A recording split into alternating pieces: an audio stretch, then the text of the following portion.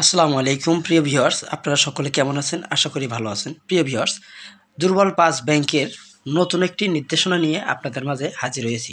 প্রিয় দর্শক, ধৈর্য সহকারে পুরো ভিডিওটি দেখতে থাকুন। পাঁচ ইসলামী ব্যাংক পাচ্ছে ছাড়, এখনই দিতে হচ্ছে না তাদের টাকা। প্রিয় দর্শক, আপনারা যদি আমাদের চ্যানেলটিতে নতুন হয়ে থাকেন তাহলে অবশ্যই চ্যানেলটিতে সাবস্ক্রাইব করে বেল বাটন অন করে রাখবেন। দেশের পাঁচটি সমস্যাগ্রস্ত ইসলামী ব্যাংকের তারল্য সংকট কাটতে বাংলাদেশ ব্যাংক যে প্রায় ৩৪,০০০ কোটি টাকার বিশেষ সহায়তা দিয়েছিল তা এখনই ফেরত নিচ্ছে না কেন্দ্রীয় ব্যাংক। আপাতত ৩৪,০০০ কোটি টাকার সহায়তা কেন্দ্রীয় ব্যাংক ফেরত দিচ্ছে না। একীভূতকরণের মাধ্যমে নতুন ব্যাংক গঠনের প্রক্রিয়া সম্পূর্ণ না হওয়া পর্যন্ত এই অর্থ পুনরুদ্ধার স্থগিত রাখার সিদ্ধান্ত নেওয়া হয়েছে। সম্প্রতি নীতি নির্ধারিত এক বৈঠকে এমন নির্দেশনা দিয়েছে গভর্নর। এরই মধ্যে এসব ব্যাংকের প্রশাসক নিয়ে দেওয়া হয়েছে এবং একীভূতকরণের রূপরেখা তৈরির কাজে এগিয়ে চলছে বাংলাদেশ ব্যাংক মনে করছে।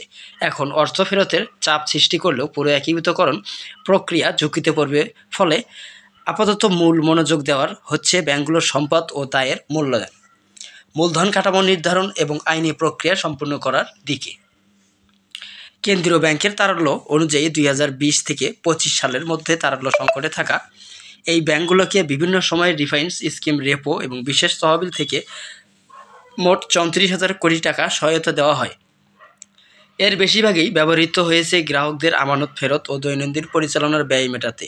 একই সঙ্গে ব্যাংকগুলোর উপর প্রভাবশালী ব্যবসায়ী গোষ্ঠীর নিয়ন্ত্রণ, অনিয়ন্ত্রিত ঋণ বিতরণ ও শাসন ব্যবস্থাপনার দুর্বলতাই এই ব্যাংকের সংকটের মূল কারণ হিসেবে চিহ্নিত করেছে বাংলাদেশ ব্যাংক।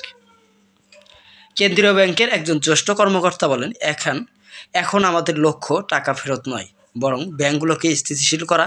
একীভূত ব্যাংক কার্যক্রমভাবে গঠিত হলেই তখনই হিসাব মিলিয়ে অর্থ ফেরত দেওয়া হবে। এর আগে বাংলাদেশ ব্যাংকের নীতিমালা অনুযায়ী দুর্বল ব্যাংকগুলোর চলতি হিসাবের নতুন অর্থ এলে তা ঋণ পরিশোধের সমন্বয় করা হতো, কিন্তু সাম্প্রতিক সিদ্ধান্তে সেই নীতি স্থিতিশীল করা হয়েছে যাতে ব্যাংকগুলোর কিছুটা স্বস্তি পায় এবং পুনর্গঠনের কাজ নির্বিঘ্নে এগোয়। প্রিয় দর্শক, আজকের মতন এ পর্যন্ত।